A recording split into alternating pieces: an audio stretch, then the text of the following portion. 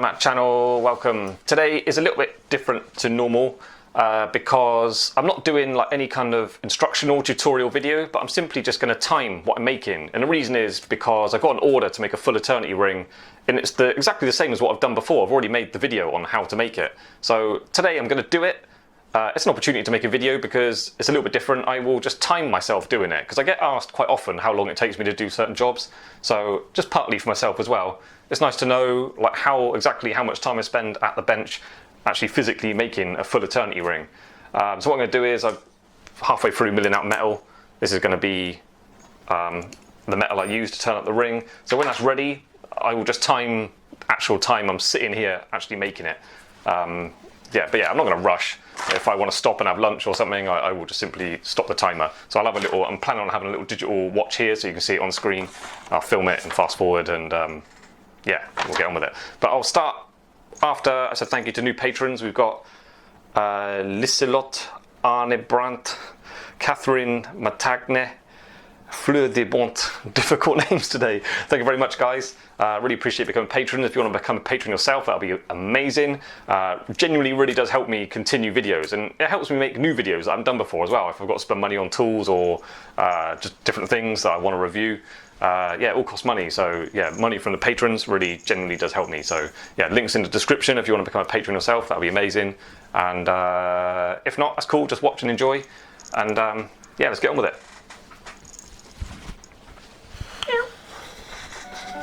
Right, I'll talk you through what I was doing when I was doing it, if I can tell. After I bust this rap real quick. They asked me to do it, so I did it. That 4-claw center with the baguettes, let's get it. We got diamonds set down the side on both sides. Yeah, pave set shoulders, how those diamonds reside. My skills real raw, you gotta cook that shit. Over 2 decades in the game, that's real jeweler shit.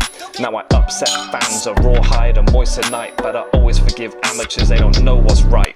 My fingers got calluses, skill don't come with ease. I never went to uni, no diploma, no degree. Now jewelers come to me, and they pick me as their tutor. Subscribe to the channel, watch and learn, let me school ya. Right, that's all I got. Right, so using the saw, I was going around the middle.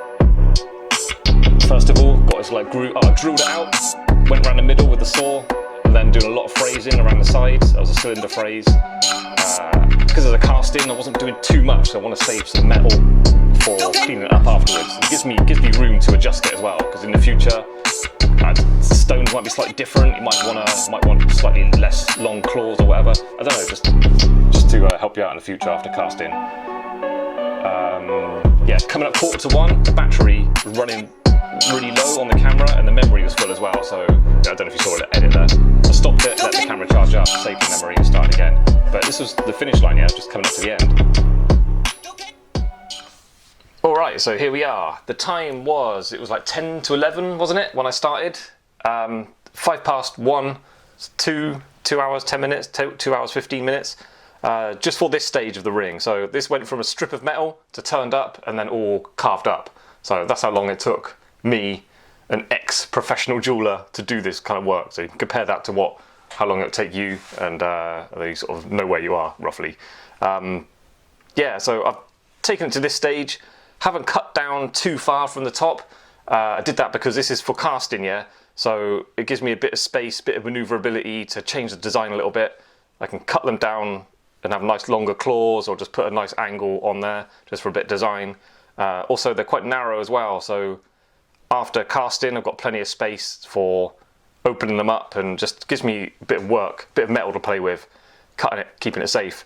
Also, there to there, I didn't drill out the inside, space for a hallmark. Also, because of casting in the future, if I need one smaller size, I've got this little area to cut out. Makes life a bit easier when I haven't got to dodge drill holes around the back. But apart from that, ready to go. Castings, I want to mention, they shrink in casting, so you've got to make things a little bit big. Like we used to reckon it was about 3%. I learnt the hard way in Japan, it's more like 5-6%. Don't know what they do, they shrink things loads when they cast them.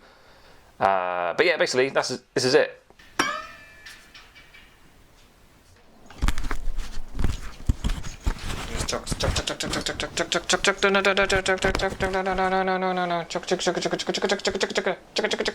Ah.